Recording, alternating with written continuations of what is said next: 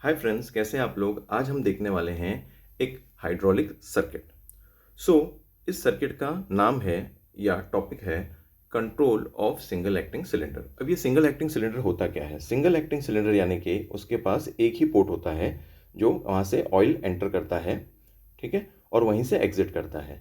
तो जब oil enter करता है तो होता क्या है, जो स्प्रिंग जो है वो हो जाता है कंप्रेस, ठीक है। और सेकंड पोजीशन में होता क्या है, जो पोर्ट ए है वहीं से लिक्विड जो है एग्जिट करता है। जब एग्जिट करता है तो स्प्रिंग क्या हो जाती है, एक्सपांड होने लगती है, ठीक है, और पिस्टन जो है वो पीछे आने लगता है। तो इसे कहते हैं सिंगल एक्टिंग सिलेंडर, क्योंकि इसके पास एक ही पोर्ट है लिक्विड जाने के लिए, ठीक है। अब ये सर्किट जो है उसको समझते हैं। यहाँ पे ये जो कनेक्शंस हैं वो नॉर्मली स्टैंडर्ड होते हैं, ठीक है। चेंजेस ज़्यादातर जो है डीसी वॉल्व जो है वहाँ पे हो सकता है, डिपेंडिंग ऑन कौन सा सर्किट है। तो यहाँ पे जो है 3/2 डीसी वॉल्व यूज़ हुआ है।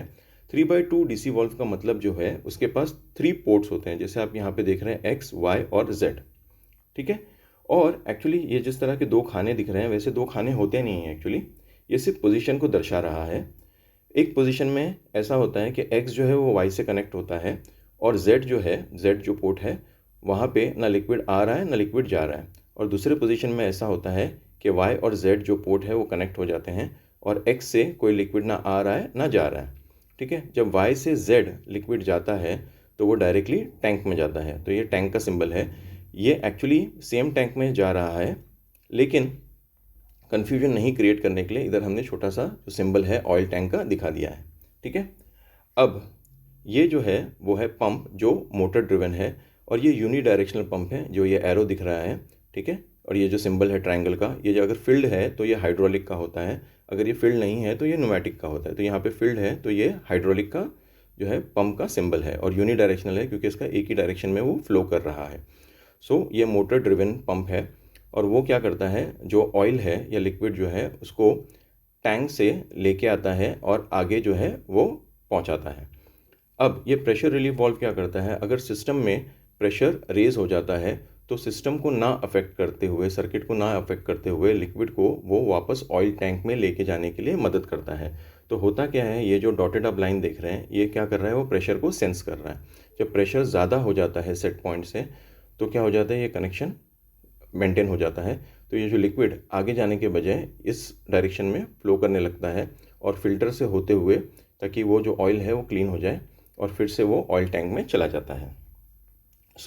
अभी इसके दो पोजीशन स्टडी करते हैं, जो कि है एक्चुएटेड और नॉन एक्चुएटेड। एक्चुएटेड में होता क्या है, जब जो है ये जो डीसी वॉल्व है उसको एक्चुएट किया जाता है तो होता क्या है, एक्स और वाई जो है वो कनेक्शन एस्टैब्लिश होता है, और जो लिक्विड है वो पोर्ट ए में एंटर करता है, जिस तरह से आप यहाँ पे देख रहे हैं एक्चुएटेड पोजीशन में।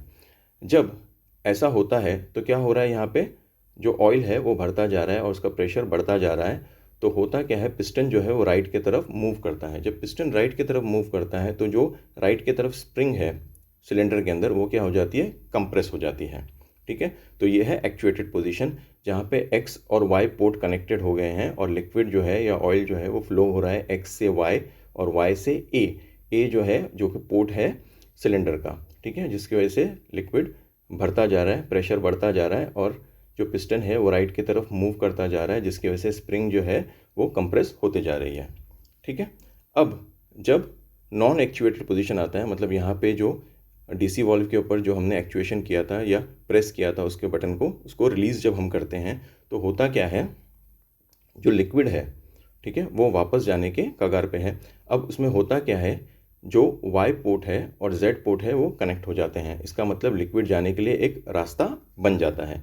तो आप यहाँ पे देख रहे हैं नॉन एक्चुएटेड, जहाँ पे जो प्रेशर था, ठीक है, या जो प्रेस हमने किया था बटन को उसको रिलीज़ कर दिया है। तो रिलीज़ करने की वजह से होता कैसा है, ये जो वाई और जेड जो पोर्ट है वो कनेक्ट हो जाते हैं।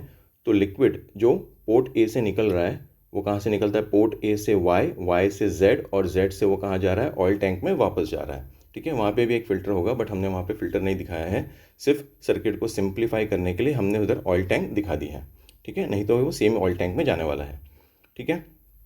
सो अब हुआ ऐसा है, जब हमने उसको नॉन एक्चुएटेड पोजीशन यानी जो डीसी वॉल्व के ऊपर जो हमने बटन को प्रेस किया था उसको जब हमने रिलीज़ कर दिया, तो रिलीज़ करने के बाद हुआ क्या, वाई और जेड कनेक्ट हो गए।